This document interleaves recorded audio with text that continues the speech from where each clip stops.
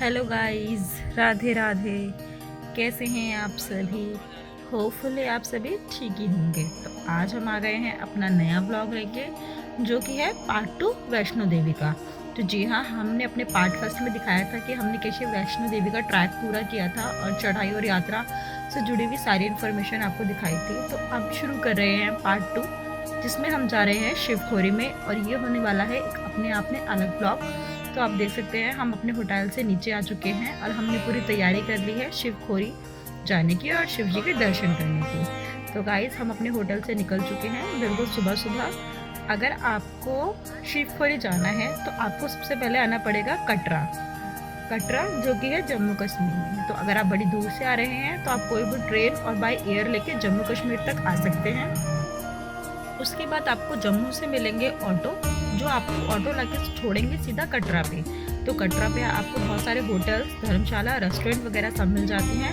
और कटरा पे जो मेन चौक है, उधर से ही 100 मीटर के डिस्टेंस पे आपको मिल जाएगा कटरा बस स्टैंड, जहाँ से आपको अपनी यात्रा के लिए ट्रैवलर, पर्सनल गाड़ी, कैब और बसेस, गवर्नमेंट और प्राइवेट दोनों बसेस यहाँ आपको बहुत अच्छे से मिल जाएंगी, और जिनके प्राइस भी थोड़े थोड़े डिफरेंट करते हैं। तो आप यहाँ पर आकर अपनी खुद की बुकिंग करा सकते हैं और अपनी खुद की बसेस और ट्रैवलर, टैक्सी जो भी कुछ है वो आप करा सकते हैं, क्योंकि हमने अपनी बस बुक करा ली थी। तो चलो हम दिखाते हैं, ये है हमारी बस। और अभी बस चलने में थोड़ा सा टाइम था, तो हमने सोचा चलो बैठ के थोड़ी सी चाय वगैरह पी जाए। ये हमारी बस है और आज हम जा रहे हैं शिवखोरी। तो चलिए स्टार्ट करते हैं। क्योंकि हम बहुत अर्ली मॉर्निंग उठ गए थे, और ये जो बस होती है शिवखोरी के लिए, ये सुबह ही जाती है, क्योंकि शाम तक बस को वापस आना होता है। तो देखिए गाइस, हमारी बस चल चुकी है। बीच में ये 2 जगह रुकती है, एक तो जो 9 देवी माता मंदिर आता है वहाँ पे, और एक बीच में होटल या ढाबा आता है वहाँ पर वॉशरूम वगैरह जाने के लिए, और अगर आपको कुछ ब्रेकफास्ट लंच करना है तो वहाँ पे। तो आप देख सकते हैं हमारी बसेस रुक चुकी हैं। सीज़न टू सीज़न यहाँ पे जो बस का प्राइस होता है ना, वो थोड़ा सा ऐसे डिफरेंस आ जाता है उनमें। जैसे अभी हमको पड़ा था 200 और 250 पर पर्सन। तो अगर आप ऑन सीज़न आ रहे हैं, जैसे वैष्णो देवी नवरात्र वगैरह में, तो आपको ये भी बसेस थोड़ी महंगी मिलेगी, और अगर आप ऑफ सीज़न आ रहे हैं तो आपको वो थोड़ा सस्ता मिलेगा। तो गाइस, हम उतर चुके हैं अपनी पहली जगह पर, जो कि है 9 देवी मंदिर। तो फ्रेंड्स, सबसे पहले हम करेंगे 9 देवी माता के दर्शन और उनकी आरती अटेंड करेंगे, और फिर उसके बाद हमारी बस जाएगी आगे। तो अब जैसे ही यहाँ पर उतरते हैं, यहाँ पर आपको बहुत सारी शॉप्स मिल जाएंगी, जहाँ से आप प्रसाद, फूल, माला, पत्ते, जो भी आपको भगवान को चढ़ाना हो वो मिल जाएगा। और मैं आपको हाईली सजेस्ट करूँगी कि आप अपने शूज़ और सॉक्स जो भी कुछ है वो बस में ही उतार कर आए, क्योंकि यहाँ आपको ऐसा रखने में फिर प्रॉब्लम होती है। तो अब हम जा रहे हैं नीचे मंदिर में दर्शन करने, तो आप हमारे साथ चलिए। और ये तो आप देख सकते हैं कि स्टेयर से नीचे उतरते उतरते भी आपको बहुत सारी शॉप्स मिल जाएंगी, जहाँ से आप पूजा, प्रसाद का सामान, सिंदूर, माला और चुन्नी वगैरह ये सब कुछ ले सकते हैं। अगर आप चाहें तो आप चढ़ा सकते हैं, अगर आप नहीं चाहें तो आपकी इच्छा है, आप पैसे वगैरह भी ऐसे दान कर सकते हैं। तो अब हम धीरे धीरे सीढ़ियों से उतर के नीचे आ चुके हैं, और यहाँ पर ऐसे छोटी छोटी गुफाएं हैं। इस मंदिर की मान्यता है कि यहाँ पे जो 9 देवियाँ थी, मतलब माँ के जो 9 स्वरूप है जिन्हें हम नवरात्रों में पूजते हैं, उनका पिंडी रूप में यहाँ पर उजागर हुआ था, मतलब वो खुद निकली थी पिंडी रूप में। तो यहाँ पर उन 9 देवियों की पूजा की जाती है, और ऐसा माना जाता है कि जो माँ दुर्गा है, वैष्णो देवी जो माँ है, वो स्वयं साल में 1 या 2 बार इनसे मिलने आती हैं। तो ये आप मंदिर के दर्शन कर रहे हैं, सेम ऐसा ही नज़ारा मंदिर के अंदर का है। और यहाँ पर आप देख सकते हैं कि बहुत सारे पैसे पत्थरों पे चिपका रखे हैं। लोगों की मान्यता पूरी होती है, या वो कुछ मांग के जाते हैं तो वो अपनी मान्यता को इस तरह से करते हैं, मतलब पत्थर पे पैसे लगा लगा के। और फ्रेंड्स, ये आरती चल रही थी नवदुर्गा मंदिर की, तो हम बाहर खड़े होकर ऐसे लाइन में आरती अटेंड कर रहे थे, क्योंकि अंदर गुफा में बिल्कुल भी जगह नहीं होती। तो ये देखिए, अंदर वैसे कैमरा ले जाना अलाउड नहीं था, तो ऐसे झुक झुक के ना, जैसे मम्मी बाहर आई हैं, ऐसे गुफा में दर्शन करके आने होते हैं, बिल्कुल लेट लेट के। तो अब हमारे नवदुर्गा मंदिर के दर्शन पूरे हो चुके हैं, और अब हम फिर से वापस बस में जाएंगे, और अब हमारी बस रुकेगी नेक्स्ट किसी होटल पे या किसी ढाबे, रेस्टोरेंट वगैरह पे। तो चलिए अब जर्नी में आगे बढ़ते हैं। तो गाइस, हम फिर से बस के अंदर आ चुके हैं, और ये हमारी यात्रा फिर से शुरू हो चुकी है। और आप देख सकते हैं कि ये कितने ज़्यादा पहाड़ और ऊंचाइयों में है शिवखोरी। मतलब ये कटरा से लेके जो शिवखोरी का डिस्टेंस है वो टोटल 75 किलोमीटर्स है। तो और जो रास्ता है ना वो बिल्कुल पहाड़ी है और ये पहाड़ ऐसे ऊपर ऊपर ऊपर चढ़ते जाते हैं, मतलब समतल रास्ता नहीं है। तो गाइस ये हमारी बस रुक गई है एक छोटे से ढाबे पे, जहाँ पर आप फ्रेश हो सकते हैं, खाना वगैरह कुछ खा सकते हैं, कुछ नाश्ता वगैरह कर सकते हैं बीच में। इसके बाद जो बस है वो सीधा शिवखोरी ही जाके रुकेगी। तो आप देख सकते हैं यहाँ पे ना अलग अलग जो कश्मीर के ड्राई फ्रूट्स होते हैं कुछ अलग तरह के, उनकी भी स्टॉल थी, वो भी आप यहाँ से लेके जा सकते हैं। अगर आप कुछ और खाना चाहते हैं तो आप वो भी अपने अकॉर्डिंगली यहाँ से लेके खा सकते हैं। तो यहाँ पर आपको हर जगह थोड़े थोड़े डिस्टेंस पे ऐसे ही छोटे बड़े रेस्टोरेंट और ढाबे मिलते रहते हैं। तो गाइज़ ये हमारा जो ब्रेक था वो पूरा हो गया और अब हमारी फिर से यात्रा शुरू हो गई है। और 2 जगह रुकने के बाद अब सीधा जो गाड़ी हमारी रुकेगी, मतलब जो बस है हमारी, वो सीधा शिवखोरी जाके रुकेगी। तो टोटल डिस्टेंस लगता है बस से जाने का 2.5-3 घंटे, अगर कोई जाम वगैरह नहीं है या फिर लैंडस्लाइड नहीं हो रखी, क्योंकि मैं आपको हाईली प्रेफर करूँगी कि ये बहुत ज़्यादा ना पहाड़ी रास्ता है। तो अगर आप आते हैं तो आप रेनी सीज़न में बिल्कुल ना आए, क्योंकि रेनी सीज़न में ना यहाँ पे बहुत ज़्यादा लैंडस्लाइड और पत्थर खिसकने के चांसेस होते हैं। तो गाइज़ अब आप देख सकते हैं हम अपना 2.5-3 घंटे का ट्रैवल पूरा करके शिवखोरी में आ चुके हैं, मतलब उतर चुके हैं। और यहाँ से जहाँ पर हमें बस रोकती है ना, वहाँ से हम हल्का सा 100 मीटर आगे चलते हैं तो हमें कैब मिल जाती है। उस कैब से हम शेयरिंग कैब लेके 10-10 रुपये में फिर हम आगे जाके शिवखोरी उतरते हैं। डायरेक्ट बस या फिर जो भी गाड़ी होती है वो हमें अंदर नहीं ले जाती।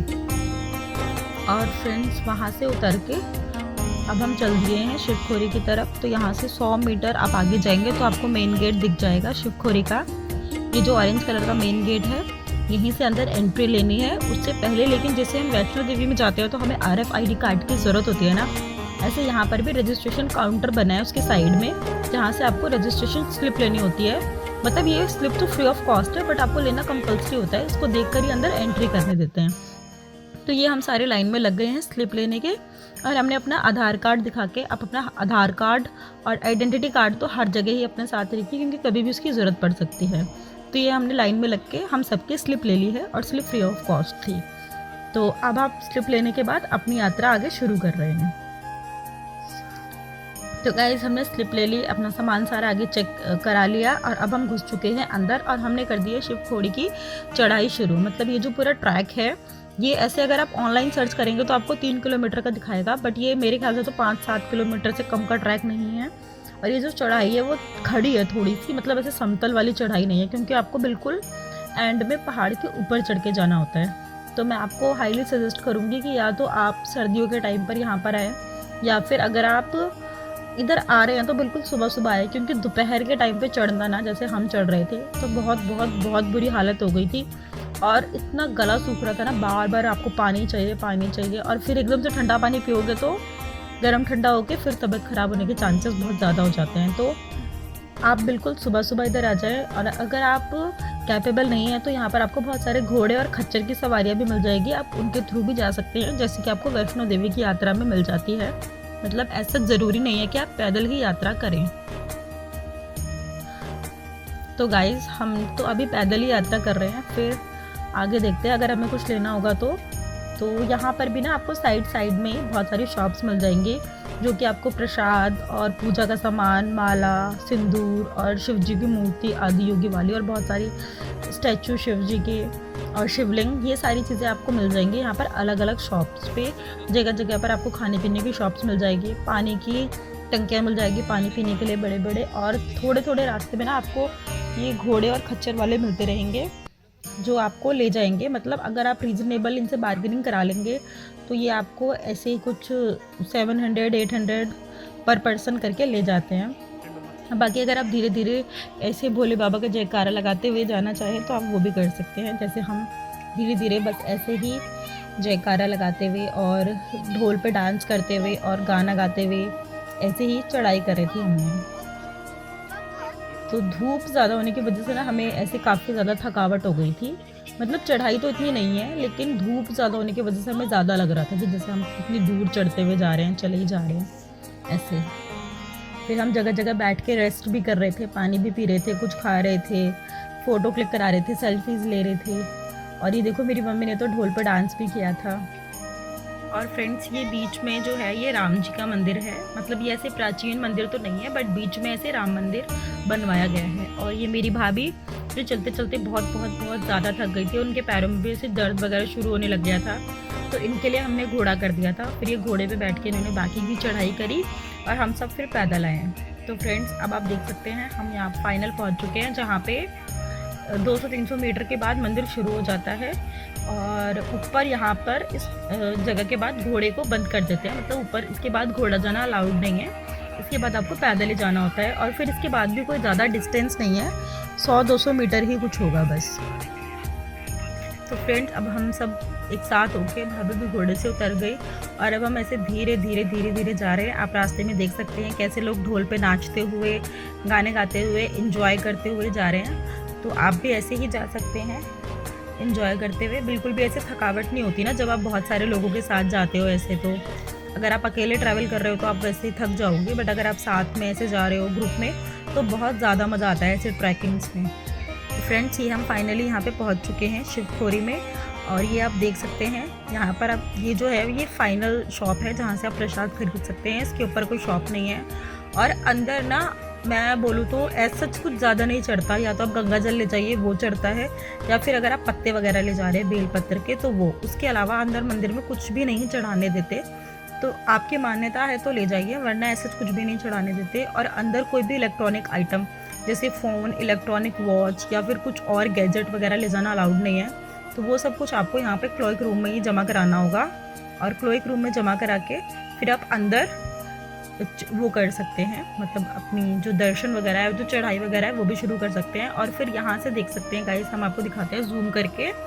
देखिए वो रही शिवखोरी की गुफा जहाँ पर आपको अंदर जाना है। इस गुफा में जाने के 2 रास्ते हैं। एक तो जो बिल्कुल गुफा से होता हुआ बहुत संकरा रास्ता है, ऊपर नीचे होते हुए वो, और एक रास्ता है जो बिल्कुल अभी नया बनाया है उन्होंने, जो बिल्कुल स्ट्रेट रास्ता है। मतलब जो लोग ऐसे फिजिकली चैलेंज हैं, थोड़ा बहुत नहीं चल सकते ग्रुप वो पहाड़ी वाले रास्ते से, गुफा वाले रास्ते से, तो वो ऐसे नॉर्मल रास्ते से भी जा सकते हैं। तो फ्रेंड्स आप हमें ज़रूर बताइए कि आपको हमारे शिवखोरी का ब्लॉग कैसा लगा और thank you so much for watching this video. Radhe Radhe guys.